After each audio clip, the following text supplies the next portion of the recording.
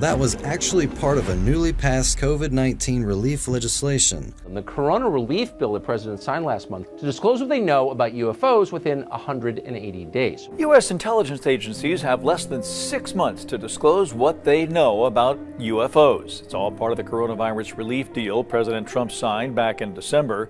When he signed the massive $2 trillion COVID relief and government funding bill last month, he triggered a countdown for U.S. intelligence agencies to tell Congress what they know about UFOs. So far, any military that's been on the news has said that these crafts are not ours and they're not theirs, so they must be someone else's. We don't have it. They don't have it. Who's operating these vehicles? If it's not ours and it's not theirs, well, then it's someone or something else. So the question is, are they from another world or another dimension? The History Channel is propagating that these beings are from another world. Could mainstream scientists be discovering the home worlds of extraterrestrial visitors? For ancient astronaut theorists, the answer is a resounding yes.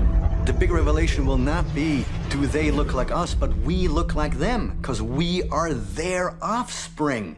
But let's look at some of the spiritual aspects of this phenomenon.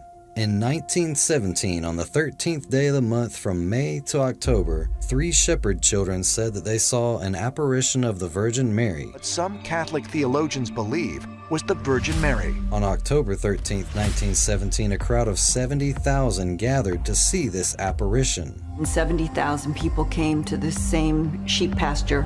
As the crowds raised their eyes to heaven in prayer, they would witness the promised miracle, confirming everything that the children had said.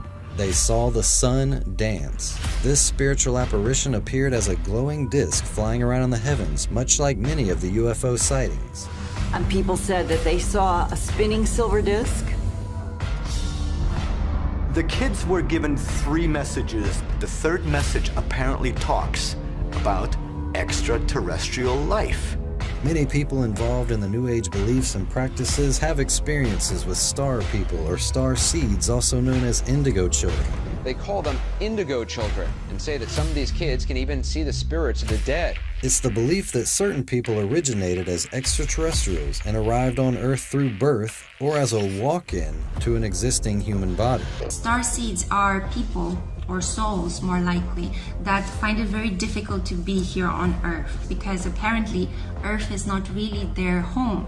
Star seeds are highly evolved souls whose sole origin is from the stars. Star seeds are souls who originated in the Pleiades. Starseeds are beings who have spent majority of their lives on different planets. The first sign that you are a starseed is that you've always felt like an alien. It is a variant of the belief in alien-human hybrids. The question is, if these star people are visitors from another planet, how can these physical beings enter into the body of another person?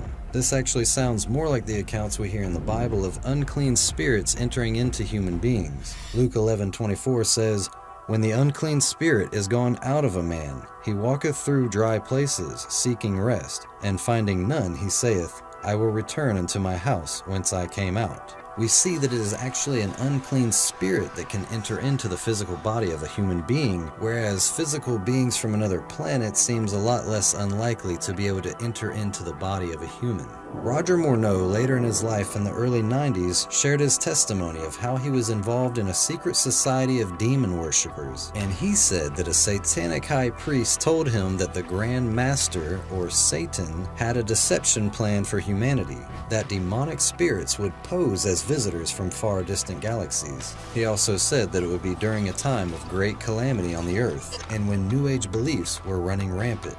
Roger, when I was a teenager back in the 1970s, I remember a song that came out talking about the age of Aquarius.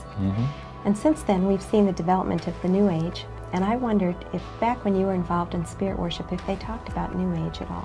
Oh yes, it was a big thing that was coming up. One of the major deceptions of the last days. And the priest told us, we talked quite a while, and then he said, could I have a little bit more? You're telling one thing something very fascinating.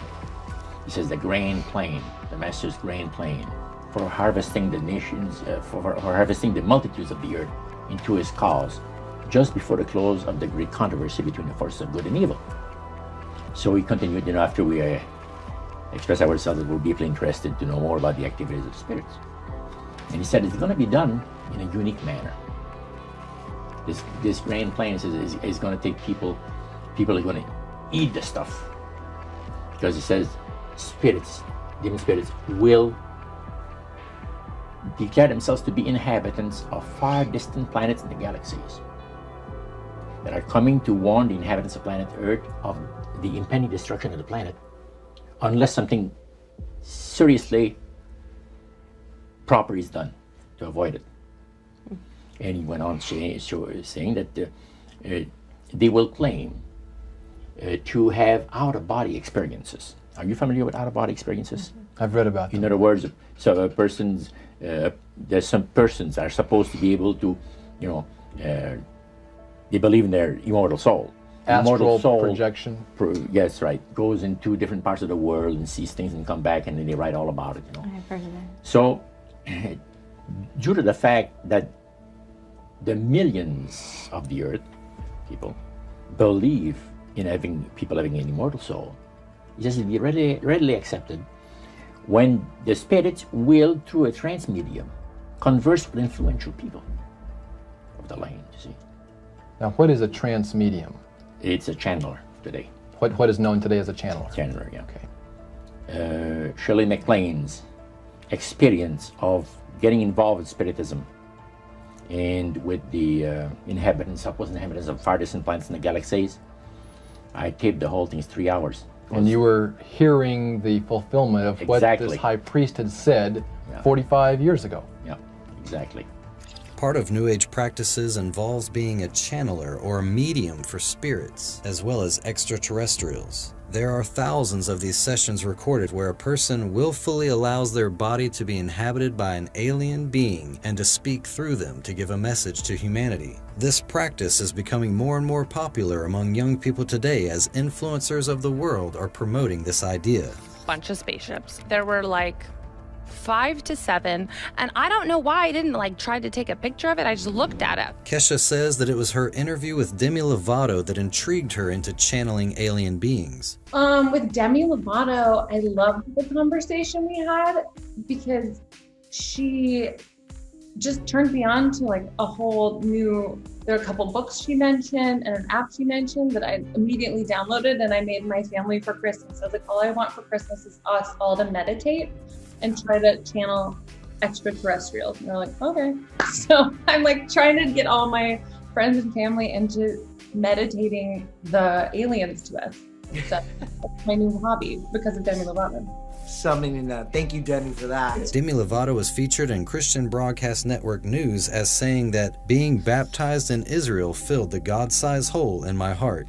In October of 2019, she posted a photograph of herself on Instagram being baptized in Israel with this post: I am an American singer. I was raised Christian and have Jewish ancestors. When I was offered an amazing opportunity to visit the places I had read about in the Bible growing up, I said yes. There is something absolutely magical about Israel. I've never felt such a sense of spirituality or connection to God, something I've been missing for a few years now. Spirituality is so important to me. To be baptized in the Jordan River, the same place that Jesus was baptized, I've never felt more renewed in my life. This trip has been so important for my well-being, my heart, and my soul.